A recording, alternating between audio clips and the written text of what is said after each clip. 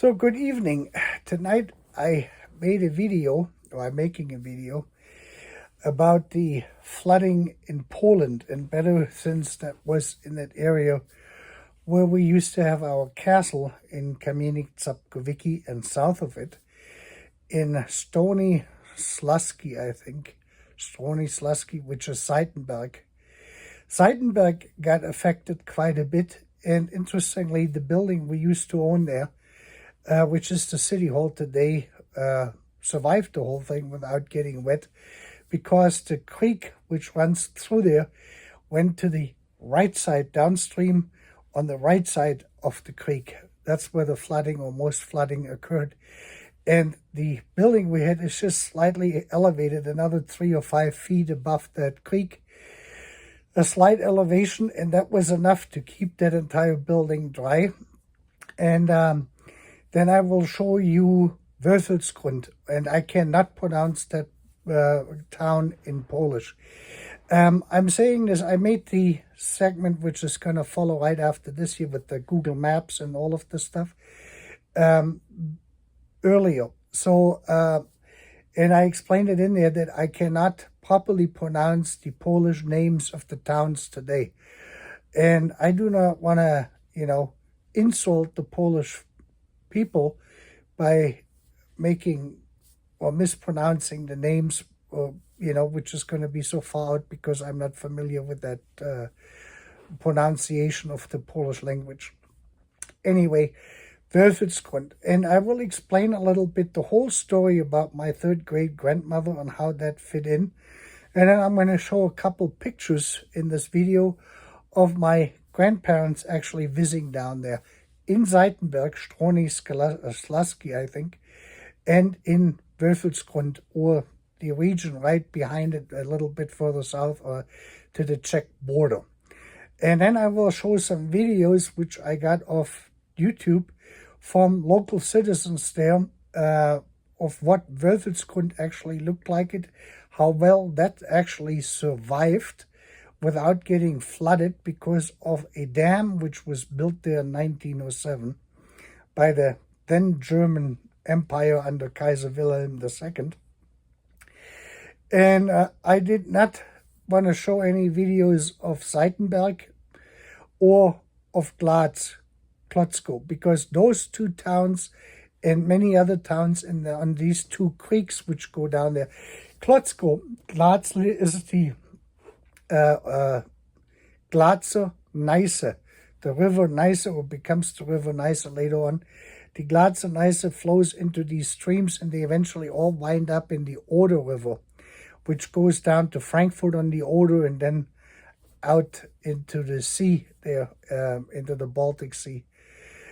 And so I thought I'm going to put some of the family stuff in there, some of my more recent pictures from 1928, and some of the history and what this looked like it. I hope you liked the video, and I will be showing up here in between. Okay, so this is now the map where we're going to take a look at this, where the story gets to and starts. And we can see is that the rains, or the flooding, was primarily here in all of these central areas here in Central Europe, coming from, I guess, from the Black Sea or from the Mediterranean. Either way it moved in here, I'm not sure exactly. And they referred to the news in Poland to this area here primarily, which is Lower Silesia and Upper Silesia. You have some flooding in the Slovak Republic, and then Hungary, Budapest, was high levels of water. And here in the Czech Republic, they also had it. And now all of this water is flowing down the Elbe River and the Oder River. And our story really starts here, and this is where most of the flooding in Poland has occurred, which actually is Upper Silesia. We can see this here. I marked a town here, and I will explain this in a second. This here is Wrocław, or Breslau. This here, down here, is Stronie Śląskie, I think that's how they say this. Now let me say one thing is, I will be using the German names for these cities simply because I cannot pronounce the Polish names. No disrespect to the Polish viewer, but I have such a hard time pronouncing things in Polish since I'm not familiar with the language that I'm rather using the German names of it and pronounce that correctly. Because some of them I can't even pronounce. Kłodzko is Glatz. Kłodzko is probably one of the easier ones to pronounce. And down here is Stronie Śląskie. I think that's how that is pronounced, Stronie Śląskie. And a little bit south of Stronie Śląskie, there is a town called Międzygórze. If I could pronounce this now, I can't even find it. Siena. Let me see here. In German, it is Wölfelsgrund, and that is where the actual story with my third great-grandmother started and her infidelity. Let me just see here where this is at. Here's Wölfelsgrund. And this is the town of Międzygórze. I cannot pronounce this. This is Wölfelsgrund. And Seitenberg, which is Stronie Śląskie here, that's up here, came to us through my third great-grandmother when she married my third great-grandfather. Our story started here in this area, which is directly on the border to the Czech Republic. And see this, that's the Polish side now, and this is the Czech Republic. This area down here, this whole area, used to belong to Bohemia, to the Bohemian crown. And if you have ever been to Holland, then you know that Holland has hardly any forests. So the Dutch people needed lumber to build their houses, to build their ships, for the winter, for firewood, and whatever else. It's basically everything was built out of wood. So the Dutch king, one of the Dutch kings, whose name I can't even remember, who is also one of my ancestors, went to the Bohemian king when this was the kingdom of Bohemia, or part of the kingdom of Bohemia during that time, and he purchased land here in this area between Kłodzko or Glatz down to Wölfelsgrund. So basically along this area here. I would say this is probably 1,000 acres or so, or maybe more than that, 2,000 acres. And the cities here, Międzygórze, all of these little towns, they are on a stream or on a creek, and they wind up at the Glatzer Neiße, which flows into Kłodzko. And you can see this is now marked. And this city here has sustained a lot of damage. And up here, where this is now here, Stronie Śląskie, which is Seitenberg. And Seitenberg was actually our headquarters. So that was the Dutch headquarters, and the Dutch king built a house which was here. This is this building right here. And if we can, we will get to Google thing if it lets me. It's a little bit slow.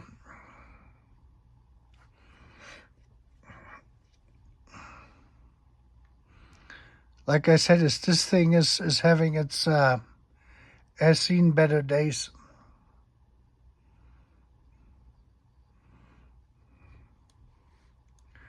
This is this building right here, which is today the City Hall. This was, I don't know, and this possibly this building here too, this where the administration for the forest operations for the King of the Netherlands. That was located in here. And when my third great-grandmother, who was the daughter of, I think it was King Alexander, if I'm not mistaken, of Holland. I'm not really that familiar with that side of the family at all. He gifted this whole area, as in German we say Mitgift. That is what brings the bride brings to the into the marriage, the whole forest operation, including this building.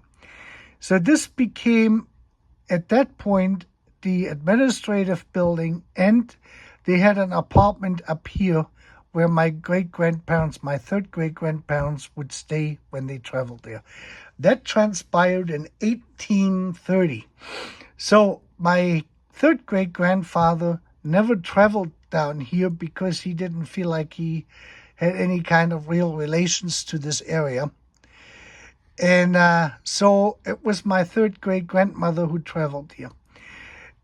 The forest operation also had a building here, which was used actually by the forest workers, but then was kind of converted to the as a hunting lodge, basically. The Polish people referred to all of these places now as palaces or as Marianne, because Marianne was the name of my third great-grandmother. And everything is now a palace, but these buildings were no palaces. I do not think that any of the Dutch kings ever traveled into this area to look at this stuff. Only, people from the court of the royal court of Holland or the Netherlands, they traveled there. Here it is Mitigorski. Now we have to wait. And this building here, this was the hunting lodge. Let me see if Google Maps is going to let me go there. Yeah. This is what that looked like. Let me see. Yeah, here you can see it. This was the hunting lodge, and this is Wölfelsgrund down here. And I will show you some videos here in a minute. And this was actually originally the main lodge where the forest workers were basically located at. That was basically the on-site office and lodging for the forestry operation where the actual forest workers were located. This was never a palace, neither was it ever used for that. It was converted in 1832 into a hunting lodge, and the forest people moved somewhere else. But you can see this here is you are surrounded by trees and hills and that sort of stuff. And when we go back here, let me go back out. We can see this here, there's a little stream here which goes through it, and that goes into the mountains back here. And somewhere all the way in the back in this valley where that stream goes, snakes around here, there is a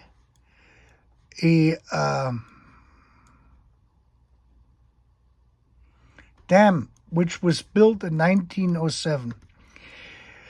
Not by my family, but by the state of Prussia or by the German Empire at that point. They built this. But this is basically where all of this took place. And if you have read this, then you know that the story was that she dated one of the Dutch peasants, basically, and his name was Rossum, I believe. But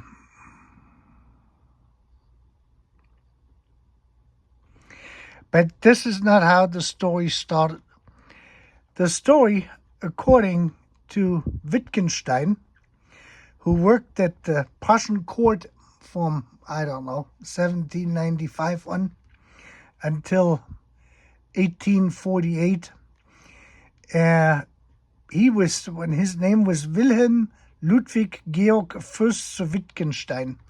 He was one of the higher ranking officers on the court, and he was in charge of dealing with all sorts of family-related matters and court-related matters.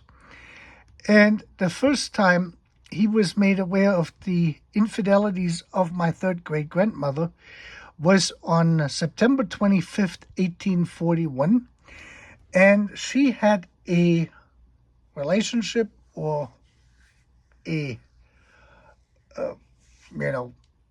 relationship of a sexual nature between consenting adults with a forester. He was not a hunter, he was a forester, Bölke, in Kamenz. They referred to Kamenz and everything at that point because they were building the castle. The castle in Kamienik-Zapkowicki had not been built at this point. So they had only Seitenberg and Werfelsgrund, the two buildings there, or to stay there. That is where it all started. And we don't know if my third great-grandfather already had a relationship with Rosalie von Rauch. You can see this here. This was then reported von Stolberg also a year later in 1842. What we think is what happened is, since no one was here, is that this started with Bölke and my third great-grandmother, and then my great-grandfather started this thing with Rosalie von Rauch, 1842, a year later, somewhere around there. And here we can see this. This went then on, and then my great-grandfather was sent over there to the Middle East. And during that time, while he was in the Middle East, this is at least, we just see here, this comes down here. So this is all the correspondence now. And then Oberförster, so the chief forester Gado, reports to Wittgenstein that Bölke was still in Berlin while my third great-grandfather was in the Middle East. That transpired in June of 1843, and my great-grandfather wrote a letter to Wittgenstein on June 11th in 1843 from Constantinople. So these letters, you can go to the archives in Berlin and fish them out. They can look at them. They are the Wittgenstein collection. That means all of the stuff what he had accumulated while he was employed. Wilhelm Ludwig Georg Fürst zu sein, Wittgenstein. Angehörige Ehescheid, yeah. That's what that is. So this went then on, and then it gets with the divorces. All of this stuff is documented, and so far and so on. Anyway, so this thing here took place actually in this Google map thing is something else here, Midigorska. And I think we should be able to probably see some pictures here if we layers. This computer is awful slow, but unfortunately that's what it is. You should be able to see this from here, if I'm not mistaken. Yeah, let me just go over here and drop the little man. Yeah, unfortunately you can't see it, but this is basically what Werfelsgrund looks like it. The foresters who worked there, you can see these buildings, they have a Swiss kind of a feel. You can see this looks like a Swiss village almost, or an Austrian village, but the forest workers actually came from Switzerland. And the actual house, the hunting lodge, is up here behind you. You can't see it. We would have to go around it, to take you on a tour. There's so many videos on here. This is going to go around up here, I believe it was. So this is what this looks like. You can take a look at it. So this whole town here basically has become a tourist attraction. And then back here it goes towards that dam. And I will show you some videos of what this waterfall waterfall looks like it when it is not raining. So this goes all the way back and back and back into the valley. Eventually you get to the dam, and then past the dam. That dam, like I said, was built in 1907. You get to the actual waterfall, and a dam basically prevents the water from going down. And all of this water winds up in the Glatzer River or creek, and then it becomes a river and winds up in Wetzlar, either before or after Wetzlar, Breslau in the Oder. And that's what they were worried about, because they did some damage here. From what I have seen in the videos, so we're back here in Wölfelsgrund. Unfortunately, we cannot see any pictures here. I know I have it somewhere in a video. Let me go a little bit further here. It would be behind on the other side here, across the creek to the left. This was the church that was a Lutheran church they built, but that wasn't much later, until like the 1880s. Yeah, but this is basically, you can see it, unfortunately, because of the trees. Anyway, this is where this whole thing started. So now I'm going to show you some videos of the area and on how the flooding came about and what this actually looked like it. But before we're going to do this, I wanted to show you the pictures I found. Let me see if I can get them in here. It's a little bit yellowish, but because I have no lights on. Let me turn on the lights.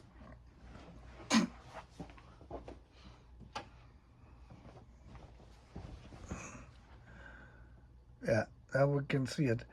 Now this is my grandfather on August 11th, 1928, which was a Saturday. You can see it here. He is smoking a cigarette or a cigar. And I believe this was an Audi. And this was taken in this area, and I will show you, if I can find it, some pictures. This is this area right around Wölfelsgrund. And this was taken on August the 10th, 1928. Let me see if I can get out of here. Let me turn off the lights. Then we can see the map better. Yeah, let me go back out. Now, like I said, is when my grandparents traveled down there. Here's Stronie Śląskie. They would first go to Kamieniec which is up here, right here. And this is where the castle is. So they call it the Princess Marianne, named after my third great grandmother. It was technically hers because that was the estate which was gifted to her. And in the divorce, she got all of this as her property. And then my second great grandfather inherited it from her when she passed away. That's how they did this, basically. So here's the palace. So my grandparents would travel here usually on a Thursday. And then they would travel, let me just tell you this, from Breslau or Wetzlar. Let me see where Wetzlar is here again. That's up here. Wetzlar. So Kamieniec is about here. This is about 60 kilometers from Wetzlar, pretty much south. And then from here, from Kamieniec Kamenz, down here to, we didn't want to highlight this here, to Wölfelsgrund and Stronie Śląskie, to Seitenberg, is about another 100 kilometers from Breslau. So that is about 30 kilometers from here, and this is about 20 or so, 20 kilometers from here, from Stronie Śląskie from Seitenberg. You can see this here is basically the view.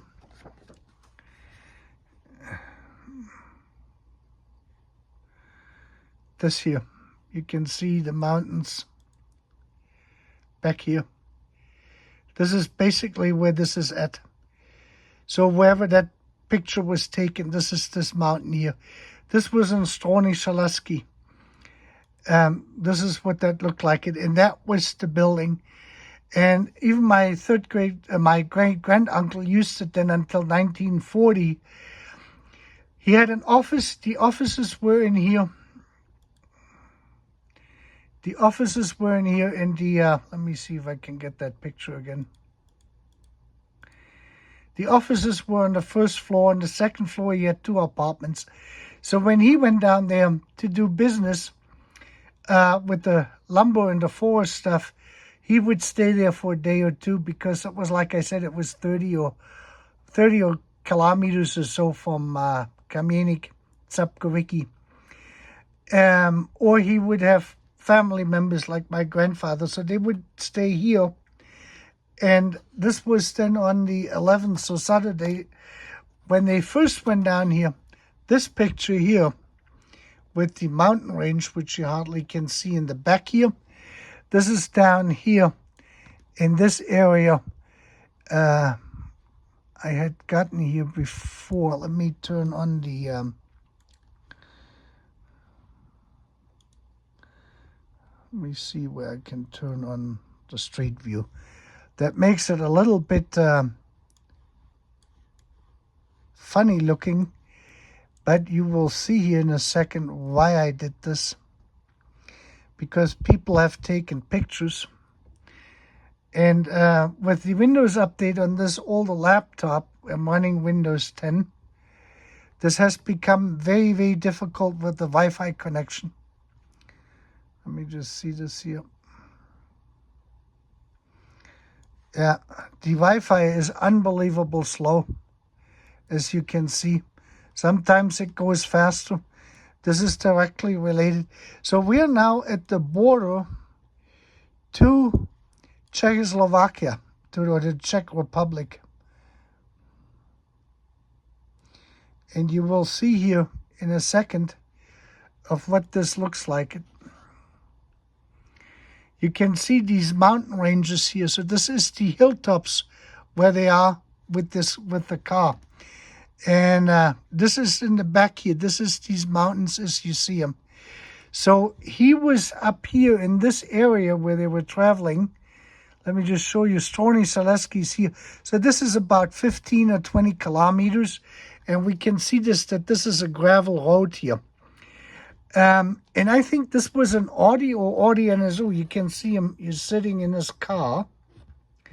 And my grandmother took the picture. He's smoking now a cigar in this picture. Anyway, I wanted to show you that real quick. So now I'm going to show you the videos, and I will be back here in between these videos. So this is actually what the photo album looks like.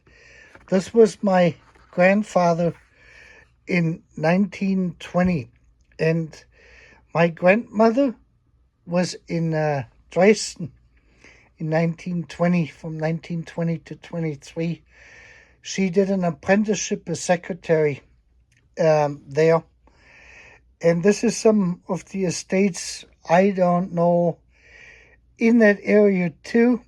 I'm not quite sure, but this is basically one of the photo albums I got. We got plenty of those. And so she did the apprenticeship at the German Red Cross. I just wanted to throw that in real quick. Okay, so now with the photo album, I just wanted to add this, just to make sure. My grandmother was born in Upper Silesia, and she was born in Beuthen, Butum, I think they call it today. And in 1919, they left there. She left with her parents and her brother, and they moved to Magdeburg. We had a farm, or they had a farm there, where they produced produce, lettuce heads and that sort of stuff, and tomatoes and cucumbers and God knows what else, for the local market in Opole. And so they moved this, they sold it because of the turmoil which ensued, whether that was Polish or German, after the settlement of World War I. They relocated. And my grandmother then actually got an apprenticeship in Dresden in 1920, I believe it was, when she was 17 or 18, 17. And at the German Red Cross headquarters in Dresden, that local chapter for Saxony. And so she became a secretary. That was 3 years.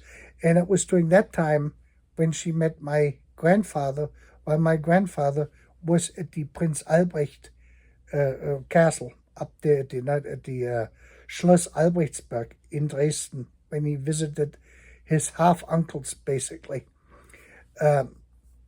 Or half-uncles. It would have been the two sons. At this point, there was only one son left. The other one had passed away already shortly, I think, during World War I, for my third great-grandfather's second marriage. And so he was there frequently. He had contact with him. And that's how he met my grandmother, and they got married in 1924. I just wanted to add that for the reference. So now we're going to see Wölfelsgrund, what it normally looks like, it with the waterfall and the way that little creek comes down there. I couldn't say what name that is in German or in Polish. It's a little creek, and you can see then that huge, gigantic dam they built. And then you will see how it normally goes through Wölfelsgrund. And then you will see what that looks like and how the water build up several hundred, I would say 50 meters, 40 meters in the dam, and how that goes over and how it regulates the water downstream.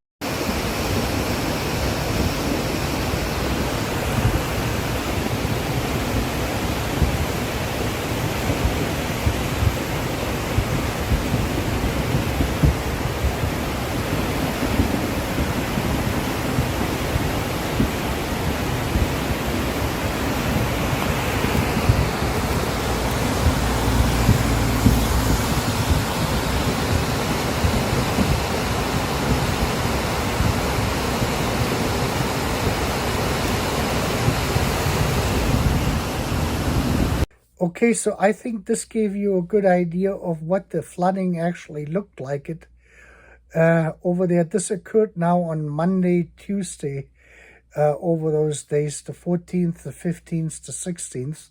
By the 17th, everything was going back to normal. And you can see on how this was planned out, and that protected that area there. I hope you liked that video, and if you have any comments, questions, or if you like it, and then I hope I will see you here soon again.